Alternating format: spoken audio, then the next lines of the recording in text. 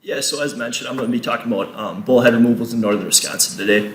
I'm a graduate student from the University of Wisconsin-Stevens Point, so some of my work is focused on bullhead removal. I'm kind of expanding on some of the knowledge that I'll be talking on today.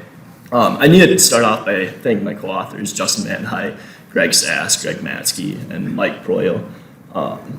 Additionally, the Mole Lake Fisheries Department of the Wisconsin DNR for collecting most of the data I'll be talking about today. And then the UWSP, and then the Oscar Travel Grant and Sport Fish Restoration for funding for most of this. So as mentioned, I'll be focusing on about 14 hours north of here via car. And up there, over the last couple of decades, we've been experiencing declining recruitment and abundance in many of our cool water fish species, such as walleyes and yellow perch. While warm water fish, such as largemouth bass and bluegills, have been increasing. And in some of these lakes, bullheads have increased and just started to take over. And what we know from some South Dakota lakes is that the abundance of bullheads is negatively related to the abundance of walleyes and yellow perch. We also know that bullheads can quickly dominate the fish biomass due to their high fecundity, their arsenic nature, and their tolerance to suboptimal conditions. They can live just about anywhere. We also know that through their foraging behaviors, they can increase turbidity, cycle nutrients, and they may help alter a lake's stable state ultimately. So if you recall, there's like two stable states that lakes may persist, that being a clear vegetated state or a turbid non-vegetated state. There's evidence that the removal of benthivores such as common carp or bullheads may revert these lakes back to their historic stable state, which may be a benefit to cool water fish species. What we don't know is that if bullheads are on the same level as common carp and can drive these changes in stable states, or if they're just a product of a significant change that happened within a body of water, such as a winter kill that made them take over and kind of blow up.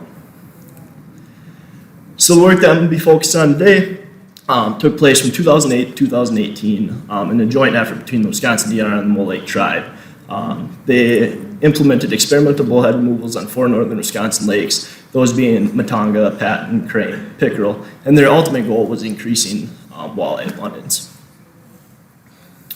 The lakes that I'm going to be talking about are up in Florence and Forest counties in the far northeast corner of Wisconsin.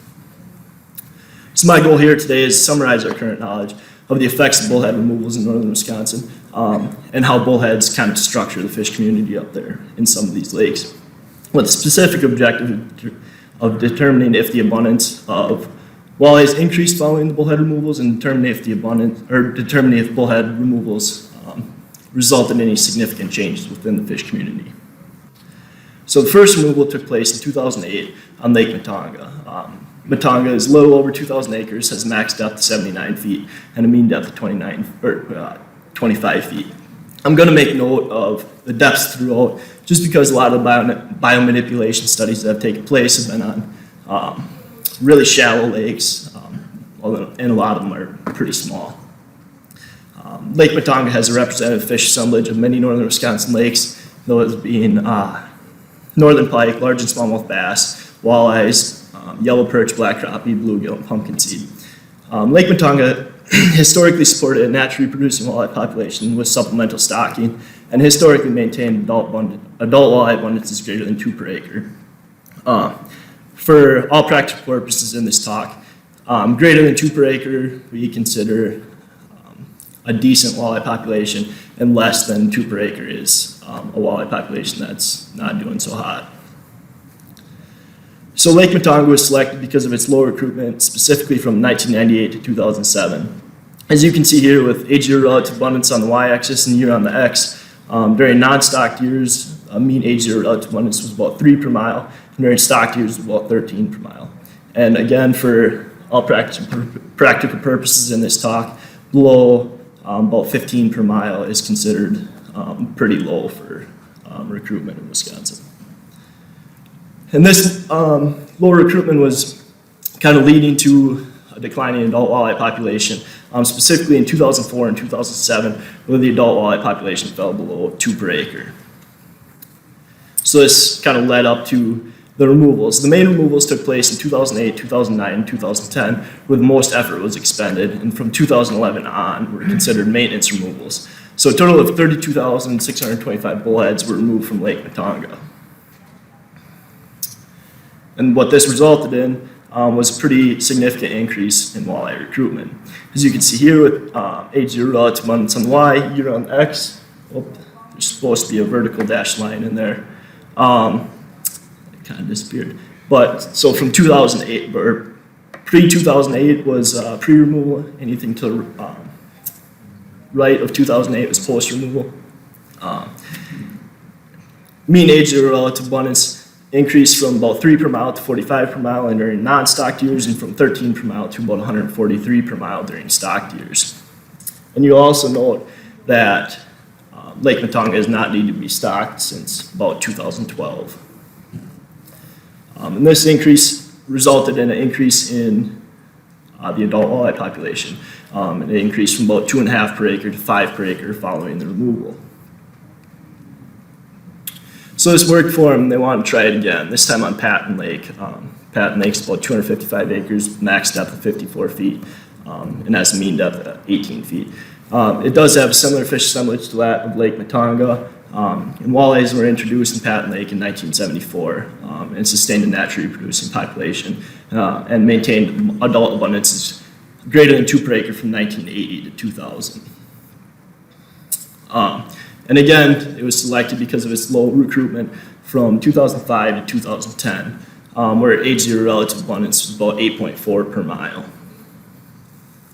And again, this low recruitment was leading to a declining adult walleye population. They were specifically concerned in 2011 when the adult walleye population fell below 1 per acre.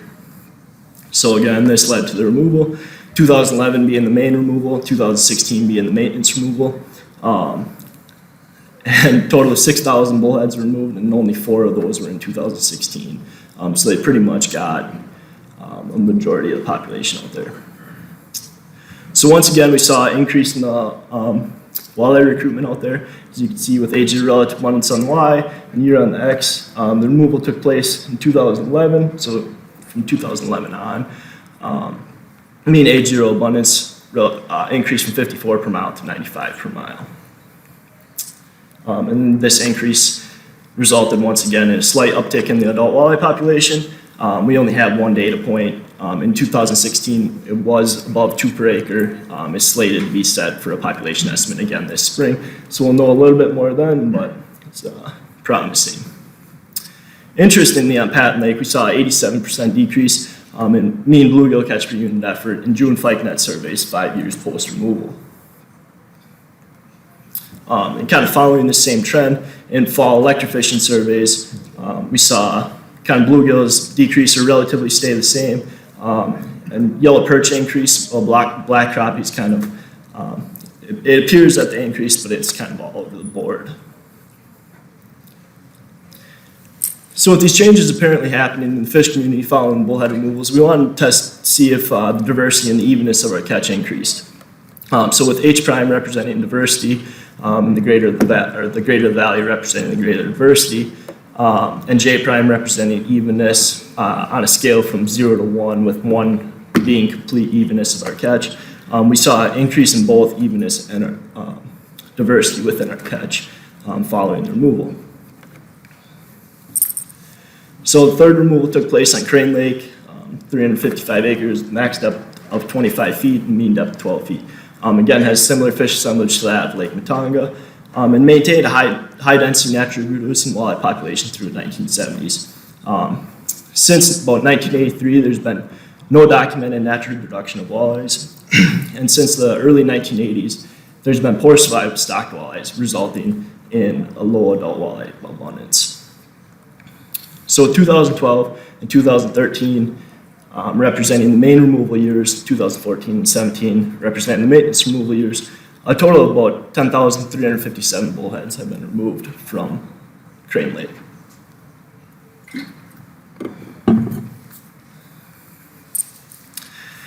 So what we saw in Crane Lake is an increase in the survival of our stocked walleyes.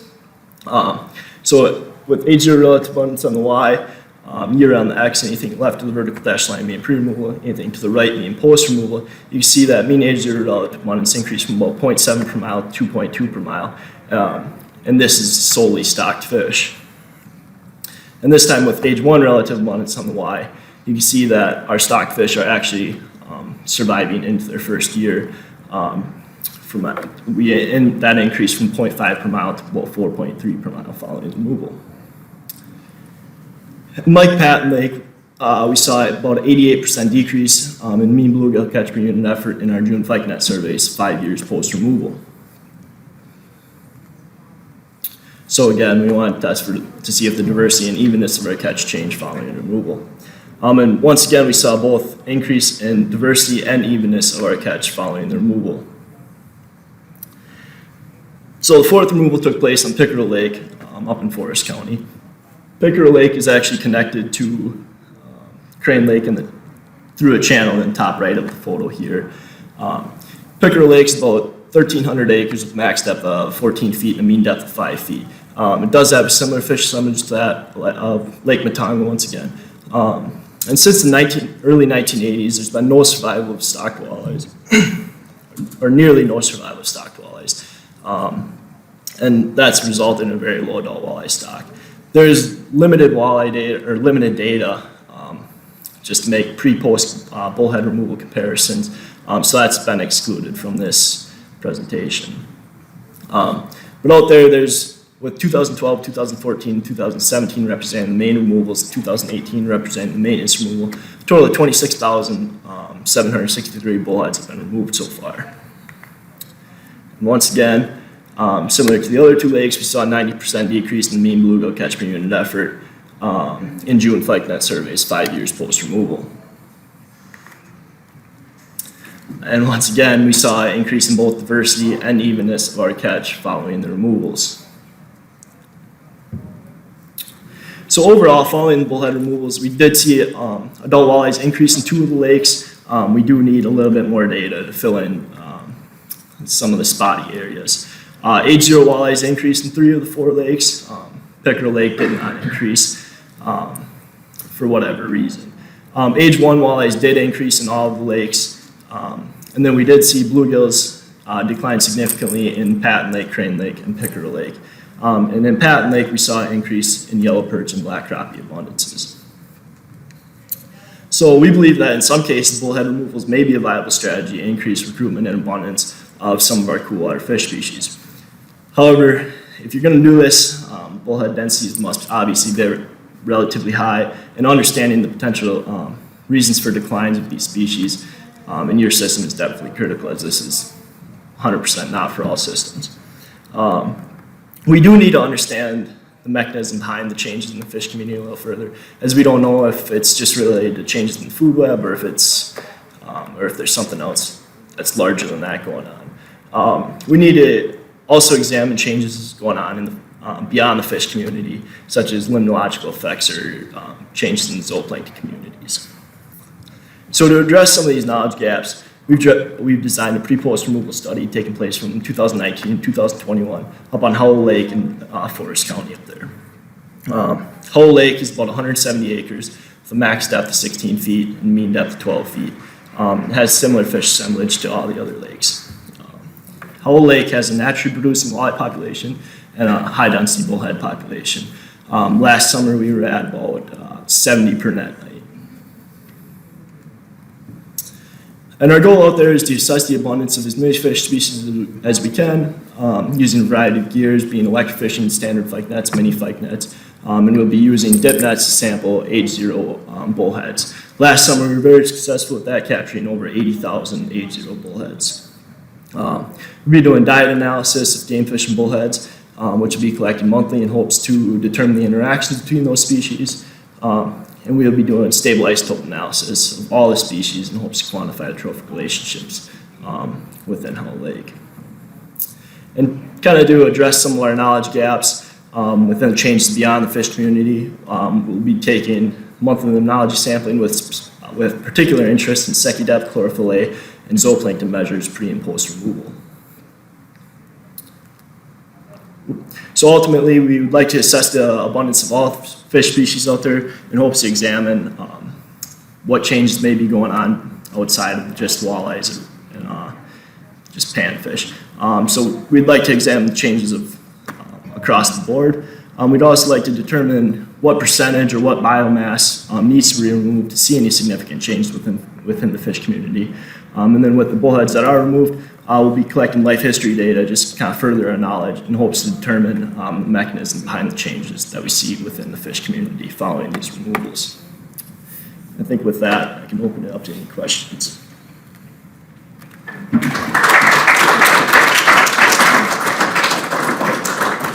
There is time for questions. All over the board. I may have missed it. What was your method of removing the bullheads? Yeah, so on Lake Metonga was electrofishing, just solely electrofishing, and that was hitting areas that were known areas that bullheads were hanging out, a lot of shallow flats and stuff like that. All the other removals were via fyke net, standard fyke nets, and so all of the bullheads that were removed in the estimates that are shown up there were like greater than 3 inches in length. These baited fyke nets? No, just no, not baited. Yeah.